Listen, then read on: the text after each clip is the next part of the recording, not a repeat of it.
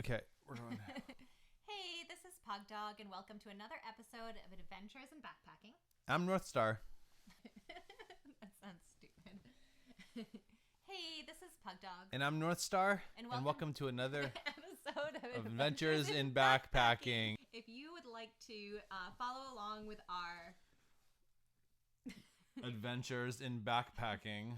hit the subscribe button below. Should we do all of that again? No. Okay. Let's just keep it. Okay. This is part 4 of our long trail planning series, and I have the last 6 most commonly asked questions about the long trail, and they all have one theme. Why are you bald? That is not the theme. Oh. They'll have one theme, and that theme is fears. And I think a lot of these things are things that we were afraid of before we did the long trail. Like bears? Like bears. That's one of the things. Yep. Bears. Feet? Not feet. We gotta start this again. No, let's just do it. Okay, let's go on. This is fine. Okay. This is great. This is great. Bears, ticks, sketchy sections of the trail. Oh, feet is one. Someone asked. Oh, do they really? Yes, well, not fear of feet. No, but like being wet or something? Yes, exactly. Wet feet. Scary dog encounters, which we are always afraid of, still. And how isolated it'll be. You want to start with the last one, how isolated it is? Yeah. A couple people said that they were hiking alone and they were nervous about feeling isolated on the trail. And to be honest, we have hiked the long trail. We've through hiked all months of the summer, but we've hiked on the long trail in all seasons, and we have never been alone on the trail. There are so many friendly hikers on the trail that we never worried about feeling isolated. Yeah, I think if you're a thru hiker of the long trail and you're going to start from one end and go all the way to the, northern or southern end, I think that you might have a sense, especially with how rugged Vermont is, that maybe you're all alone and you're more isolated, than maybe you are in other trails. But I would have to say that that's really not that accurate. And there's plenty of bailout points. So if something were to happen and you needed to get off the trail, there are plenty of bailout points. And if you have Guthook on your phone, you can easily see where side trails are that will lead to a road. And like I said before, there's so many people on the trail. A lot of those people are locals, and they know the trails very, very well, and they could easily tell you where the closest road is that you could get a hitch into town. Vermonters love their trails. Mm-hmm. We see so many Vermonters out there hiking and just enjoying nature. You're bound to run into someone. So, and Vermonters are the nicest people. If there was an isolated section, though, what would you say that section would be? I mean, the north is obviously more isolated than the rest of the trail. What's the longest stretch you think we've gone without seeing somebody? Maybe like an hour of hiking without seeing another person? Yeah, I think so. I mean, there are some sections that are maybe slightly more isolated feeling than others. I would say the Breadloaf Wilderness can feel isolating at times. But even there, we do run into other backpackers. And if you're worried about being alone at the shelters, I think I can only think of 3 times we were ever alone at a shelter. Once at Shooting Star. Mm-hmm. And that was June 24th or something. So it was very early in the season. It was pouring rain. It's only 6 miles from the actual parking lot. So I can't imagine many people would have stayed there anyways. Yeah. And then twice at Whiteface, which is a really cold shelter because it's at the summit of Whiteface. Yeah, I can understand why we wouldn't have seen people at Whiteface too. At least staying overnight at the shelter, just because I believe it's only 4 miles from the town of Johnson where people often step in to resupply. So I think usually southbounders are getting back on and they're moving past 4 miles. And northbounders, I think, are probably trying to get into Johnson. To resupply. Yeah. So that's a weird one. Yeah, but every other time we've been at shelters with lots of other people and lots of other friendly people. So long trail hikers, AT hikers, section hikers, just weekenders. There's so many people who are super duper friendly. 99% of the people that we've met on the trail have been super friendly. And the 1% who weren't like scary. We never felt unsafe. Yep. There's some people who just want to go out on the trail and don't want to interact, and that's totally fine too. Yeah, I agree. I think even when we recall finishing up last year, we were in some like quote unquote rugged sections of the long trail, which I think the most rugged section, which we'll save for another video, but is the Haystack Mountain area. And there was a troop of like tiny 9-year-old girls out there, while we were honestly, as grown adults, I'm 5'11", we were going down some steep granite slabs where at times it was maybe 4 feet down, where I had to like lower myself and get my feet down to the next. We were like, we're so section. Hardcore, and then there's like these 7-year-olds doing it. Yeah, so there are people everywhere, even in the sections you wouldn't expect to see. Not that you can't find solitude if you want it. I mean, there are lots of places that you can stealth camp along the trail. So if you want solitude, you can find it. Also, there's lots of good cell service. Yeah. Lots of good cell service. I feel like the cell service might even be better in the north than the south. Regardless, that is definitely not something that you should worry about. All right. I agree. So fear number 2. Did we have any scary dog encounters? So let me show you the scar. So I'm missing half my left bicep. This is actually, we have a fear of not that we're afraid of dogs, but we're afraid of dogs on the trail. We love dogs, but we're afraid of dogs on the trail. And there, you do go through some neighborhoods, and I don't remember ever going through a neighborhood where a dog was off leash and came out of the yard or anything like that. We had some like annoying dog encounters, like muddy dogs jumping on us. Yeah, dogs on the trail. I can't think of any scary dogs off trail, like when you're crossing through neighborhoods. I understand where that fear comes from. Yeah. Oftentimes we love to hike, so we're always hiking some trail on the weekends, and I get that. Like some people, I'm not going to throw shade at people, but some people let their dogs off the leash, and the dogs come charging down the trail without their masters, and it can be kind of scary, but we haven't really had too many freaky experiences, if any. No. All the dogs we've met have been super awesome, well-behaved, and lots of very well-behaved dogs on the long trail. Yeah. So maybe that fear, maybe just, temper that a bit. Yep. Okay, but this is a fear that you should not temper, because this is something that you are definitely going to encounter. Oh, yeah. A bear bite. No. Fear of wet feet. So one person said that they did not want to get their feet wet. And I am so sorry. I hate to break it to you. This is not a trail for dry feet. They don't call it Vermud for nothing. Yeah. You're not going to escape with dry feet. I don't even see how that's possible. If someone out there whose experience is watching this and somehow can honestly say that they hiked end to end with dry feet. Tell us your strategy. Tell us your strategy. Tell us your story. You must have been in one heck of a dry season, because the trail itself is waterlogged in certain sections. You will get rained on. Yep. We actually told my dad at one point when we were hiking with him, if it looks like a creek, it's probably the trail, even though that's not always true. Don't follow that advice. But, I mean, a lot of times the trail is a creek, especially if it's been a very rainy season.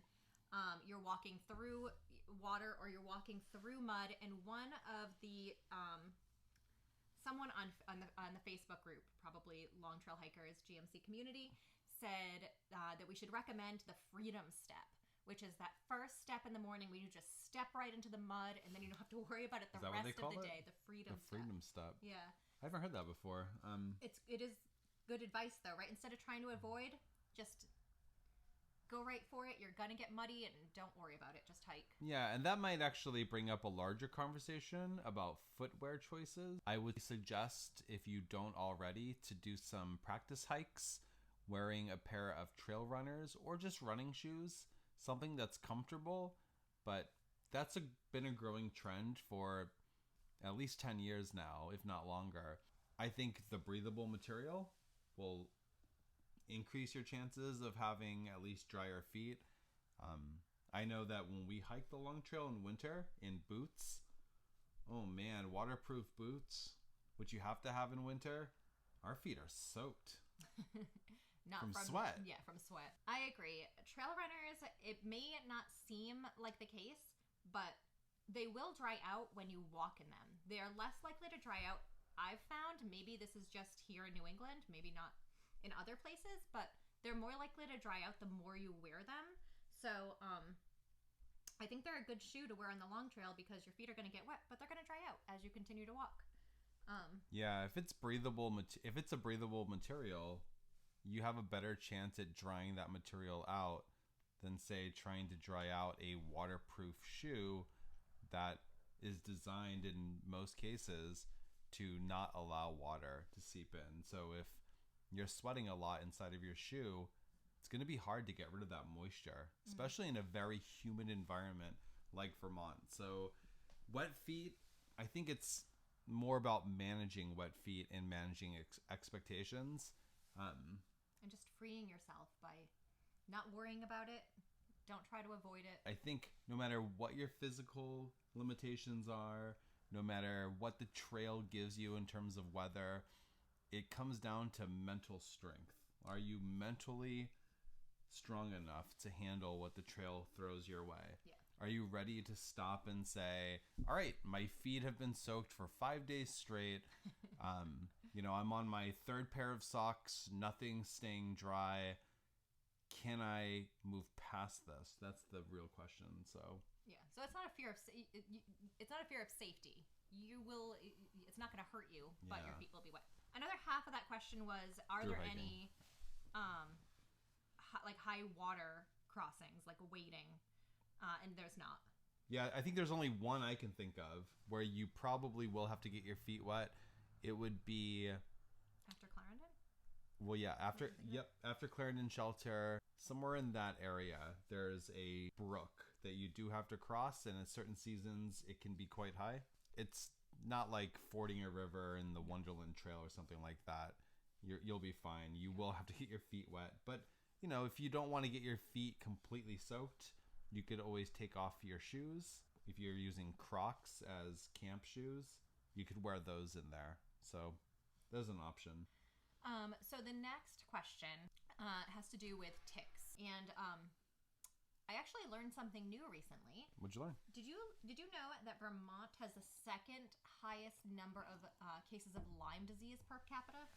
I did know that because I read about the moose, I think, being affected by it. A couple years ago, I read about that. But where's the highest incidences of ticks? Maine. Yeah, I did not know that. So ticks are obviously a serious concern. I also learned recently that there is a tick season. So tick season is May, June, July, and October. So I guess if you're really concerned about ticks, it may be best to hike in August and September. But even during winter, so just a month ago when we were hiking over at Blue Hills, you found a tick on yourself. I had a tick embedded in my arm in January. Yeah. You should always check yourself for ticks. So in order to contract disease from a tick, it has to be embedded for more than 36 hours. So as long as you do a tick check every night, you should be good. You should look up, if you haven't already, look up the size of a nymph tick. They're about the size of a poppy seed, so they are very, very tiny. Yeah. So a couple of things you can do to make sure that you don't have any ticks on you before you go to bed.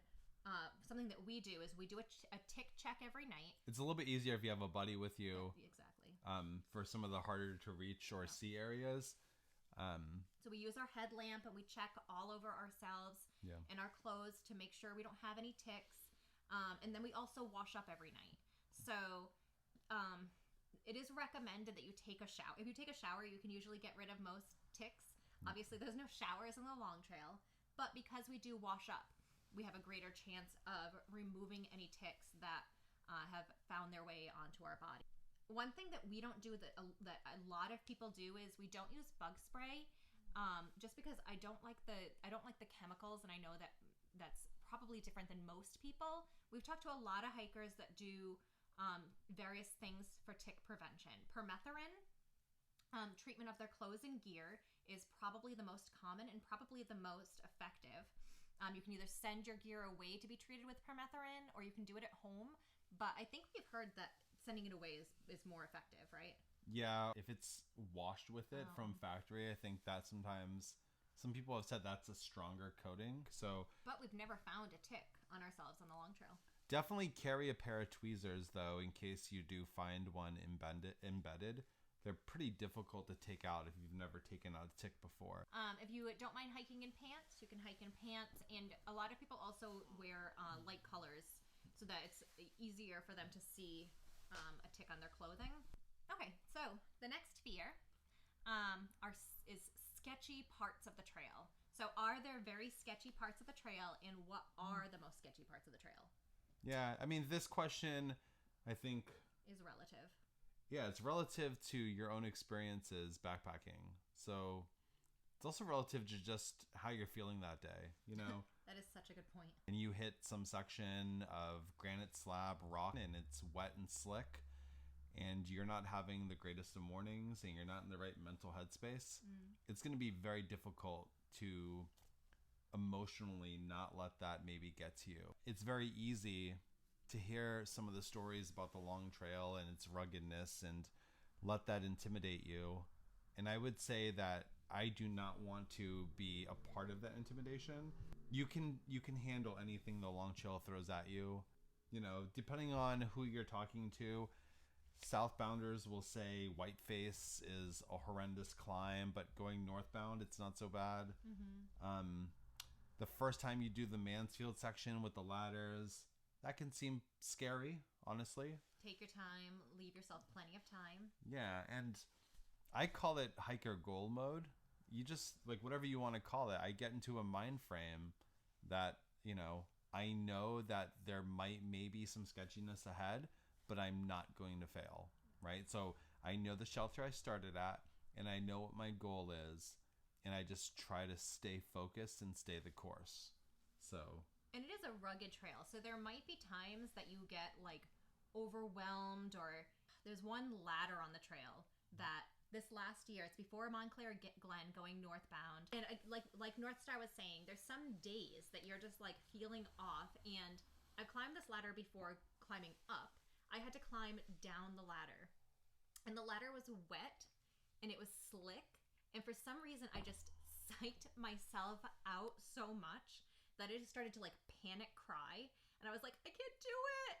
And then once I just, like, calmed down and got logical, I very slowly turned around and backed down the ladder, and I did get down the ladder.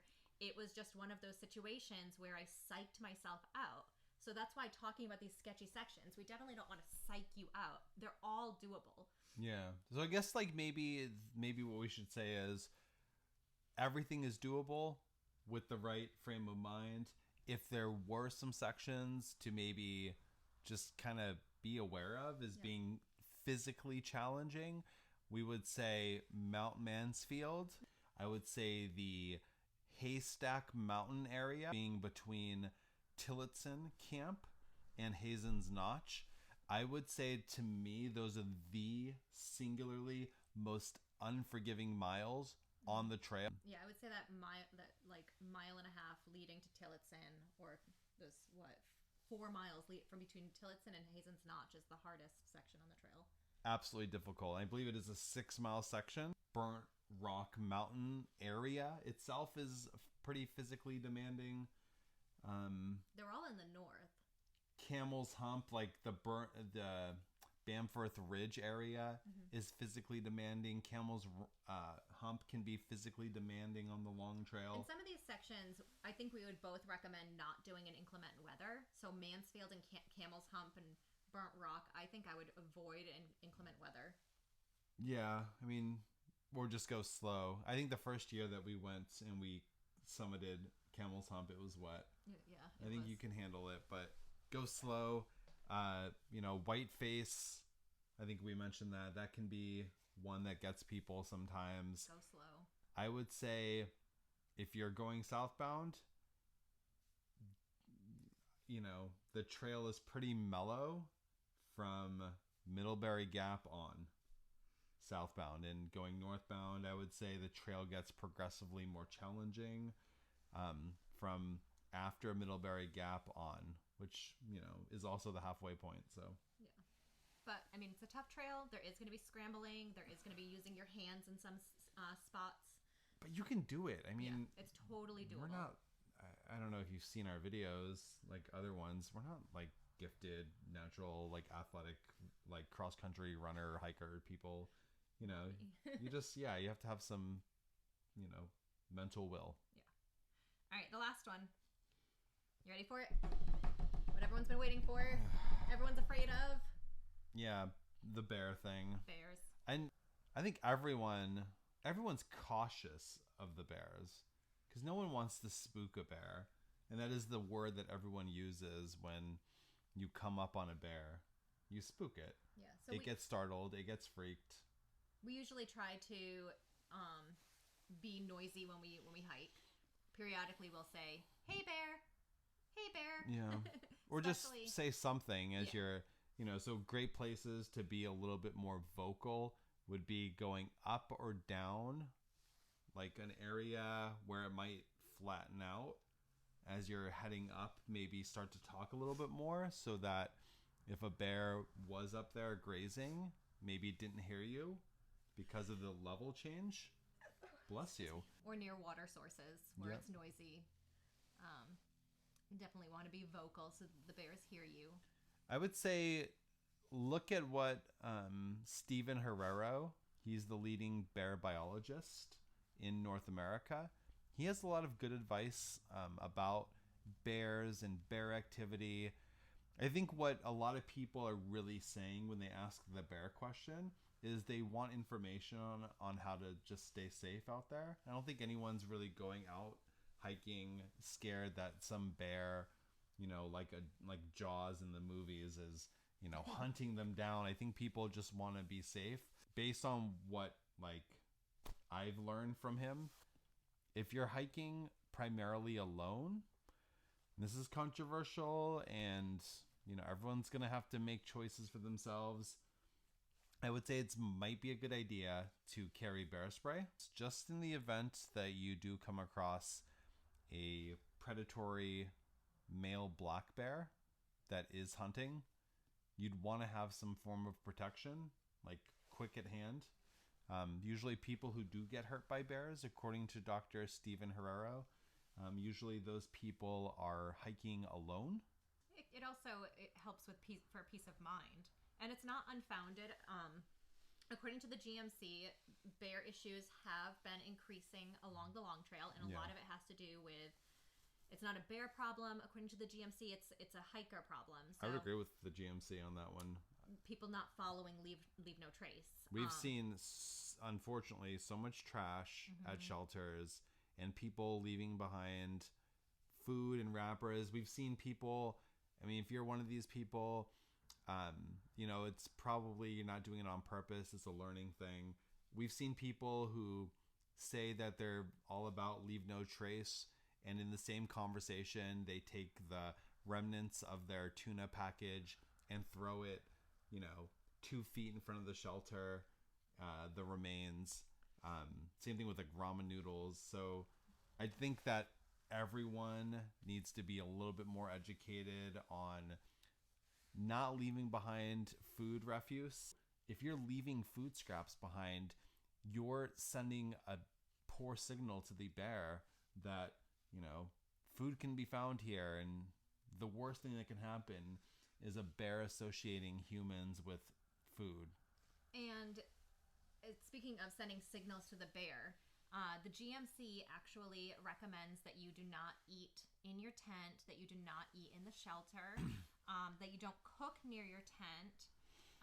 It's funny because that for a long time, like out east, is very commonplace. I think it's like a rule that everyone knows, but people, because of the trails are so populated and there's a belief that, there's power in numbers and bears won't, come near large groups of humans. They're more scared of us than we are of them. And I think that's true for the most part until its biological drive to feed and eat and store body fat comes into play. When a bear associates humans or human areas of congregation with food, it's over. That bear is going to keep coming back. It's going to keep looking for easy food. There's even a term I know out in the Appalachian Trail of shelter bears. And that just refers to a bear that frequents an area where, it has learned for many years in hiking seasons that easy food can be found there. And we know that was the case on the Long Trail this past summer at Goddard Shelter. And we also know that a fed bear is a dead bear, and that bear at Goddard Shelter had to be put down, and it was a situation that did not need to take place. And Pug Dog and I have just doing some revisiting hikes out on the Long Trail this fall and this winter even. There were bear sightings in the winter. There were bear sightings in the fall. We actually met a southbound Appalachian Trail couple that said that they had 2 bear sightings back-to-back nights. The GMC also says they would like you to use the bear boxes when they're available. And not all the shelters have bear boxes, so it's still your responsibility to go out there with a plan for hanging your food or storing your food. If you don't know how to properly bear hang, you should probably bring either an Ursack or a bear canister, a hard-sided canister. And the GMC actually prefers that everyone bring a bear canister. I could see that because there aren't a lot of we have sometimes trouble finding great trees for bear hangs. Sometimes we get to shelter, we'll eat our supper, we'll clean up, get the toothpaste and everything inside of your bear bag. Sometimes it'll take us an hour to find the right tree. I mean, we're walking sometimes 0.3 of a mile away from the shelter, away from our campsite, just to find a tree that works. So Vermont Fish and Wildlife has some recommendations for if you do encounter a bear. So if the bear doesn't see you, quietly back away. If the bear sees you and seems uninterested, quietly back away. If the bear sees you and seems defensive, so they define defensive as huffing, climbing a tree, swaying from side to side, or swatting at the ground, that's defensive.